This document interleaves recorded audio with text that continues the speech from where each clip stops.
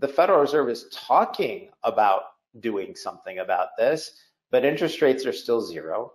Real interest rates, depending on whose numbers you believe, are somewhere between -7 and -15%, and they're still printing more money. So I don't think anybody's gotten serious about this. Can you maybe tell people what is behind the inflation as you see it at the moment?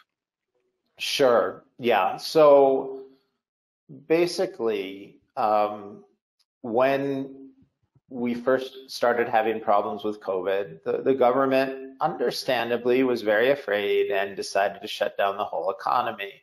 And in hindsight, I'm not sure that was the right move, but people were operating with limited information and we understood it at the time. And there was a certain amount of it that, we supported at the time, although in fairness, we thought that was going to be for 2 weeks, not 2 years. So what the government did was they realized, wait a minute, if we are putting people out of work, we should support them and give them money because they can't work. And there's a certain amount of fairness in that, and we understand that as well.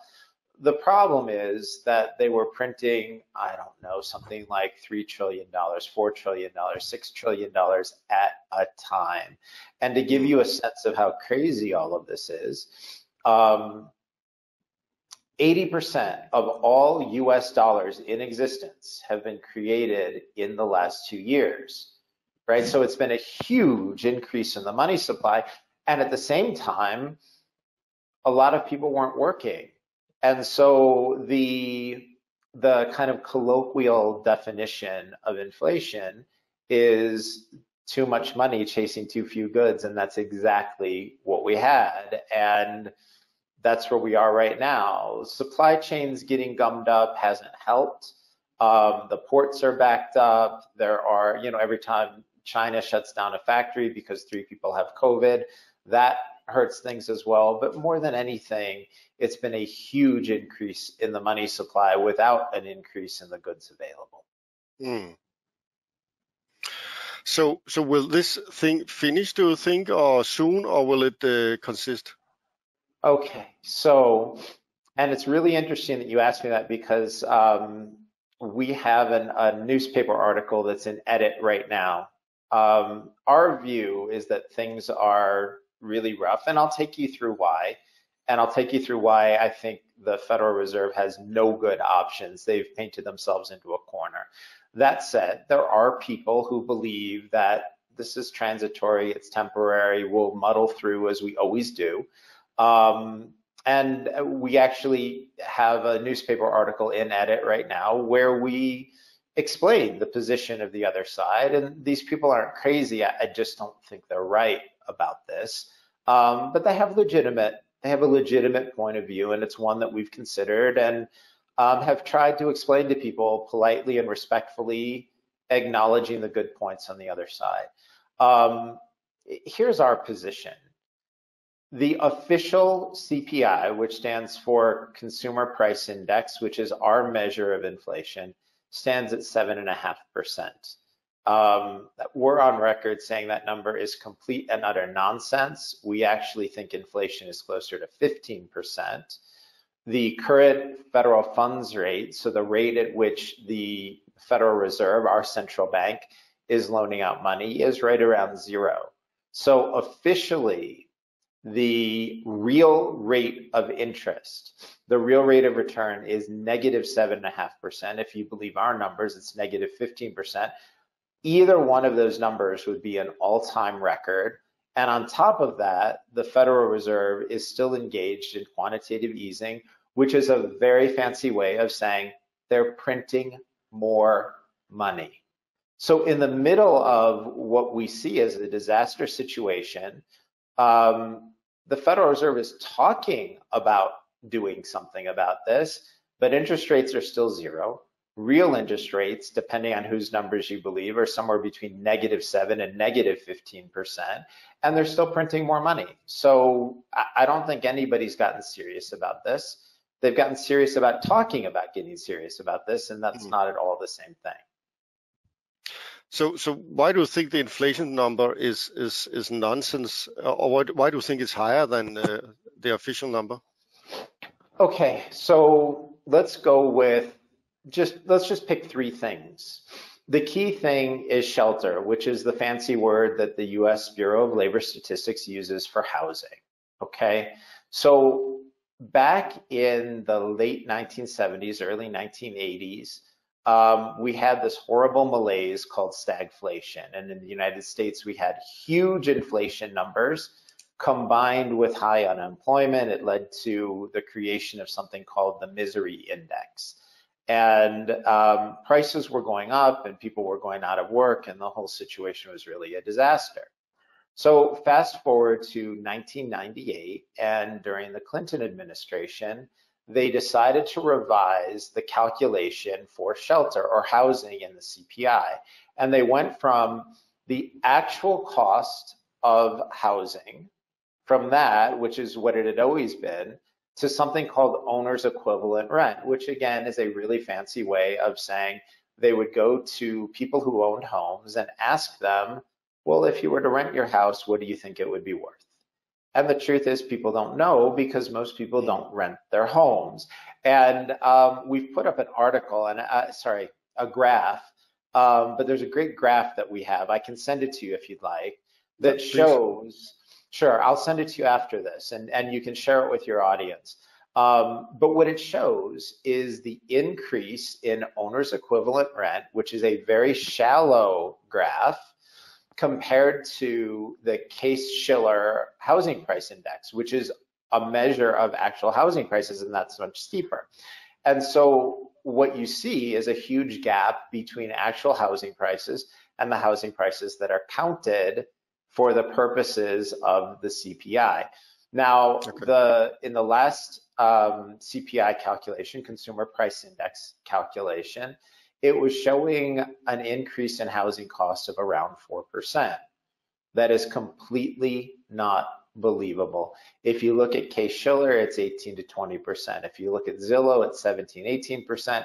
If you talk to realtors, and we do, it's 20 to 25%. And the reason this matters is because shelter makes up a full 1/3 of CPI. So if you have a difference between actual housing prices and reported housing prices of 16%, right? And that's 1/3 of CPI, you have to add more than another 5%. That takes your 7.5% number to getting close to 13%. That's just on that alone. The next thing we'd look at is food inflation.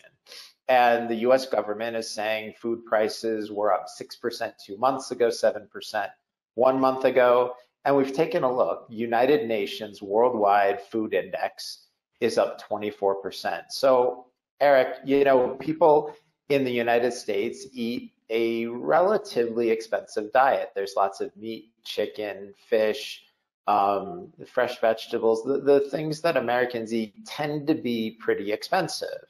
And those are items that have doubled in price. The price of beef is doubled, the price of bacon is up huge, the price of chicken is not up 6%.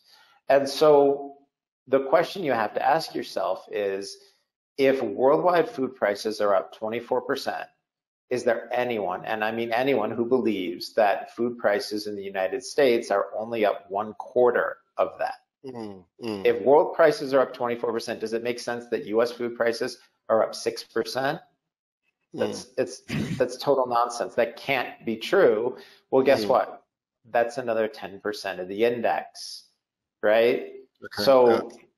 Right, even if it's only 20% minus 7%, that's 13. That's another 1.3%. Well, guess what?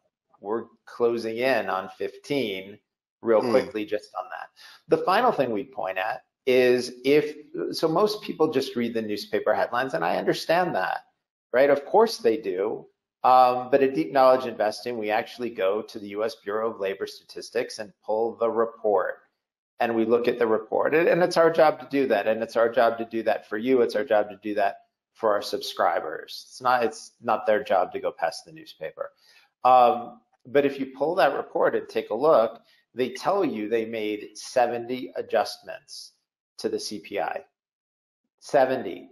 So basically they got numbers they didn't like and said, we're going to change them so we have numbers we like. And Eric, I just have to ask you, do you think the government changed the numbers to make the inflation rate look worse than it is? No. No, because high inflation makes the government look bad. So when they do those adjustments, I think anybody with half an ounce of common sense would say they made those adjustments to make themselves look better, and they adjusted the numbers down. Yeah, but right? But why is it so important if the inflation is high or higher? Can you try to explain that for the audience? Sure, of course. So let's think about the people in your audience who have jobs and who work, and they work hard, I'm sure. Let me ask you, when they get raises what, once a year, maybe? Something like that? Okay.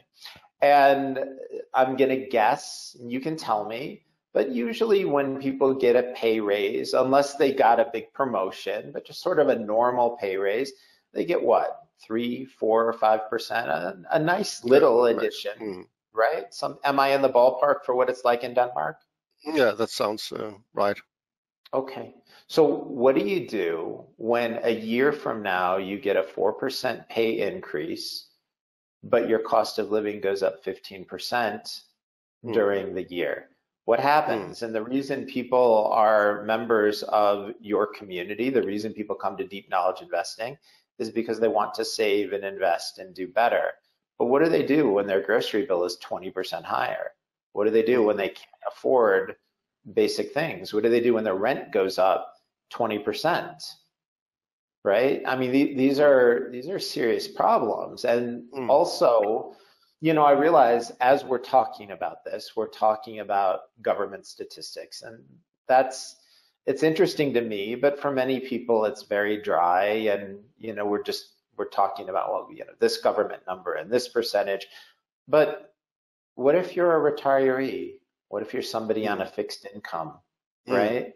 What happens if you're 70 years old and you're on a pension? Your pension doesn't go up. If you can't afford your cost of living, best case scenario is you sell your house and move somewhere smaller, but transaction costs for that could be 10%.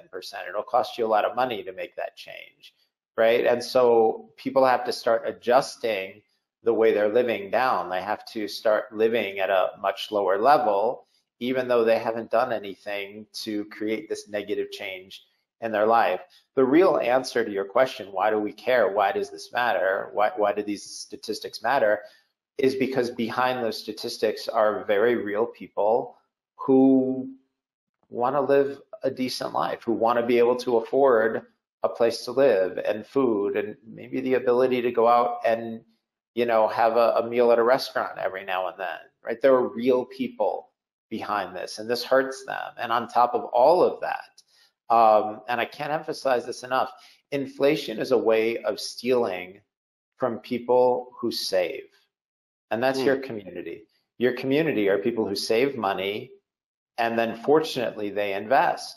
But what if they're saving in cash? So let's say somebody has, I'm making this up, they've worked very hard and they've saved $10,000.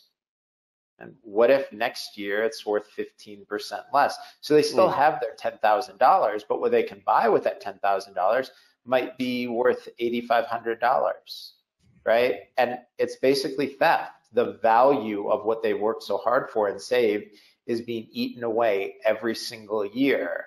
And that's hard for people, and people are being punished for doing the right thing, right? They're being punished for living below their means and saving and investing.